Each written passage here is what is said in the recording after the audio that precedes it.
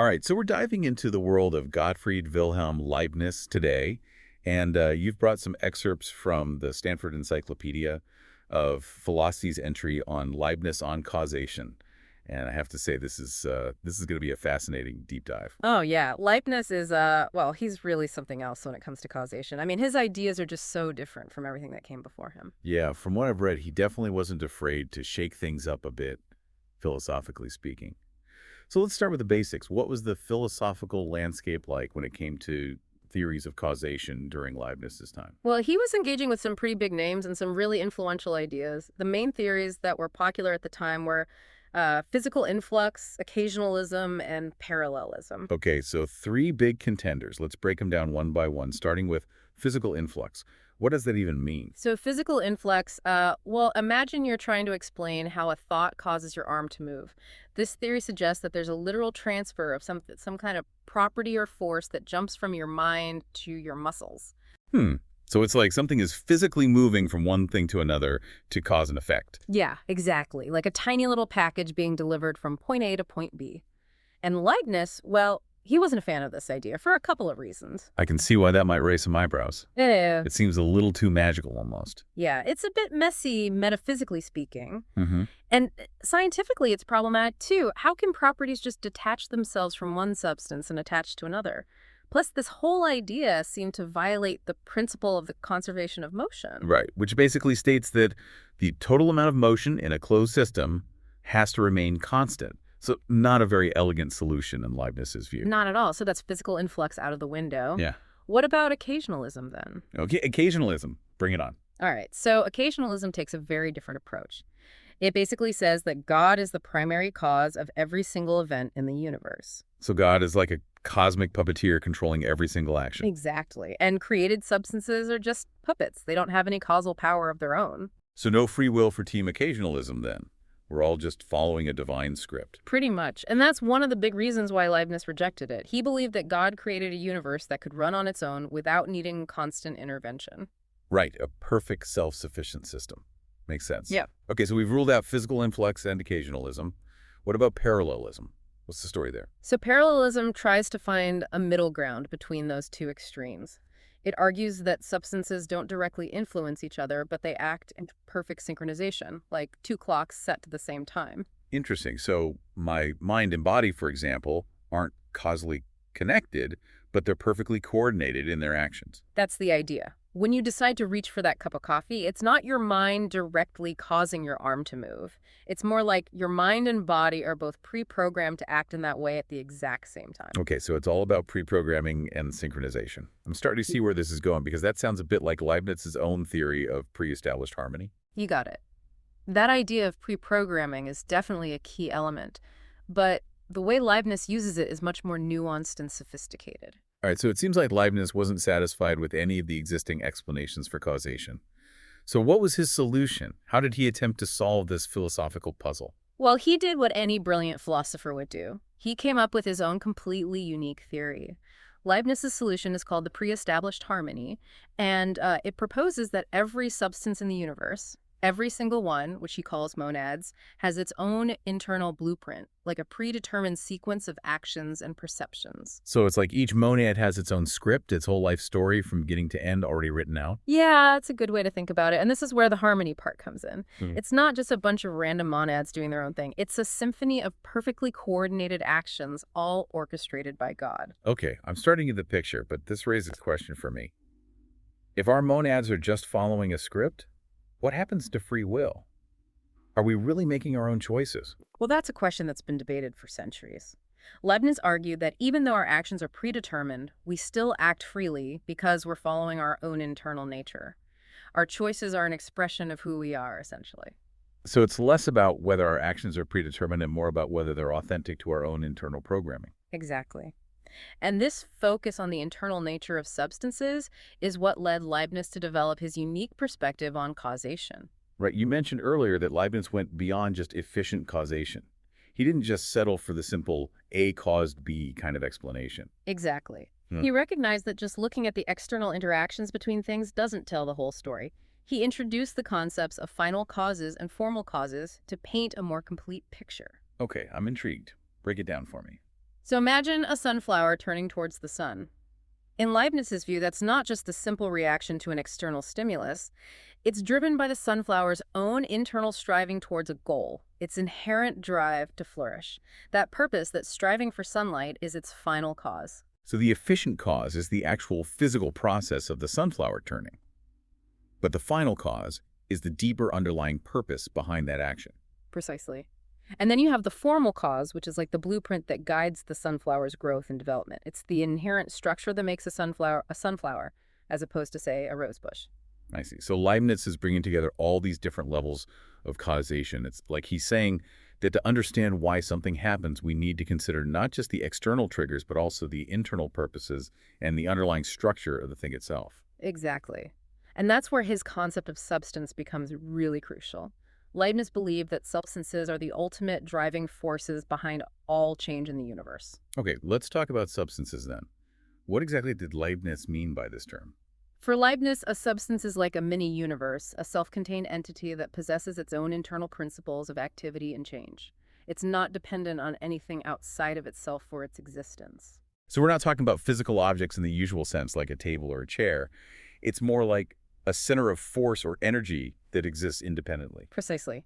And remember those monads we talked about earlier? Yeah. For Leibniz, monads are substances. They're the fundamental building blocks of reality, and everything else is built up from them. So substances are these ultimate units of reality, constantly active and changing, each with its own internal program driving it forward. And that internal program is driven by what Leibniz called primitive active force. It's like an internal engine that propels each substance through its predetermined sequence of actions and perceptions. So it's not like substances are just passively reacting to external forces. They're actively generating their own changes from within, guided by this primitive active force. Like each substance has its own internal momentum. That's a great way to put it. And it's a radical departure from a lot of other philosophies that saw substances as more static or inert. Okay, I'm following you so far. But this raises another question. If each substance is like its own little world, how do they interact with each other? Do they even need to interact if they're already pre-programmed? That's where we come back to the brilliance of pre-established harmony. Leibniz rejects the idea of substances directly influencing each other. Instead, their actions are perfectly synchronized from the very beginning, like a cosmic dance choreographed by God.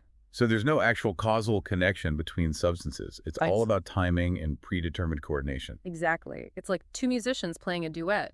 Their notes aren't causing each other to sound, but they harmonize perfectly because they're following the same score. It's like a giant cosmic symphony, where every instrument is playing its part flawlessly, all thanks to the conductor's masterful arrangement. Precisely. And this harmony isn't just limited to physical actions. It extends to our thoughts, our perceptions, even our relationships with each other. Wait. So when I have a conversation with someone, it's not because their words are directly influencing my thoughts. It's because our monads were pre-programmed to have this perfectly synchronized exchange.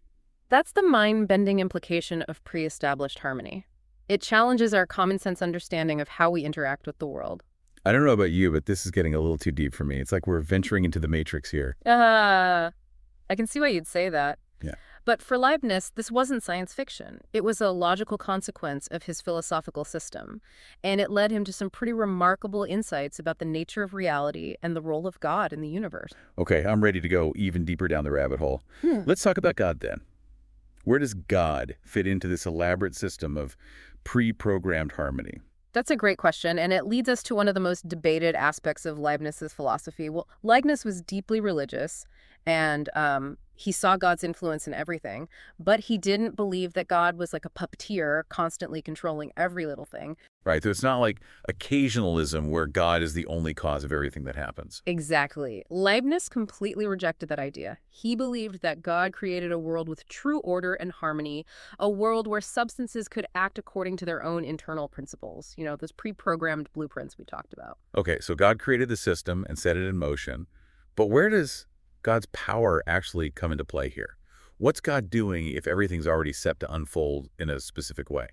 Well, Leibniz used the term concurrence to describe God's ongoing relationship with creation. It's kind of like God is a conductor guiding an orchestra, making sure every musician plays their part harmoniously, but allowing each one to express themselves within the overall composition. I like that analogy. Yeah. So God is more like a subtle influence, a guiding hand rather than a direct cause of every single action. Exactly. Think of it like this. Imagine you built a really complex clock and wound it up. That clock is going to run on its own, following the laws of mechanics that you so carefully designed. But you, the clockmaker, are still present in that clock's design and construction, even though you're not physically making the hands move. That makes sense. Yeah. So God set up the universe with these pre-established harmonies, and it's running according to plan. But God is still present in a way, making sure everything stays on track. Precisely. God's power is constantly flowing through creation, sustaining those substances and maintaining that overall harmony. This is all starting to sound incredibly elegant and well-ordered. But it makes me wonder, if God is all-powerful and has orchestrated everything so perfectly, why is there still so much suffering and evil in the world? It seems like there are some pretty big glitches in the system. Well, that's a question that's been plaguing theologians and philosophers for ages. Leibniz tackled this head-on in his famous work, Theodicy. Theodicy. Okay, I've heard of that. But how did he explain the existence of evil in a world supposedly created by a perfect God? Well, Leibniz argued that even though evil exists, this is still the best of all possible worlds. The best of all possible worlds. Wow, that's a pretty bold claim. How could he possibly justify that with all the pain and suffering we see around us? His argument was that God, being perfectly good and all-powerful, would naturally create the most perfect world possible. And while this world might not seem perfect to us with our limited human understanding, it's the most perfect in terms of the overall balance of good and evil, harmony and discord. So it's like God had to solve a massive equation, taking into account every possible variable to come up with the best possible solution, even if that solution includes things that we find unpleasant or even downright evil. Exactly. And Leibniz believed that even the things we perceive as evil can ultimately contribute to a greater good, even if we can't always see how. It's a complex and challenging concept, but it does offer a different perspective on the problem of evil. It definitely does. And it's just to show how ambitious Leibniz was in trying to create a philosophical system that could explain everything in the universe, from the tiniest monad to the biggest cosmic principles. This deep dive has been incredible. We've covered causation, substance, God's role in the universe, and even the problem of evil. It's amazing how Leibniz's ideas tie all these different philosophical threads together. And what's truly remarkable is how relevant his ideas still are today. Centuries later, we're still grappling with these fundamental questions about cause and effect, free will, the nature of reality, and God's place in it all. And Leibniz's work offers us some really valuable insights and fresh perspectives on these age-old puzzles. So what can we and you, our listeners, take away from all of this? Well, I think Leibniz's philosophy really encourages us to look beyond the surface, to consider those deeper structures and purposes at work in the world around us. And to quote Leibniz himself, he often said, "The present is pregnant with the future." In other words, everything that exists right now contains within it the seeds of what's to come. Yeah, exactly. And that brings us to a final thought-provoking question for you to ponder as we wrap up this deep dive into the world of Leibniz. If the very essence of a substance is to act, are you living up to your full potential? How can you, like a Leibnizian substance, strive for greater harmony, clarity, and purpose in your own life and become a more active force for good in the world?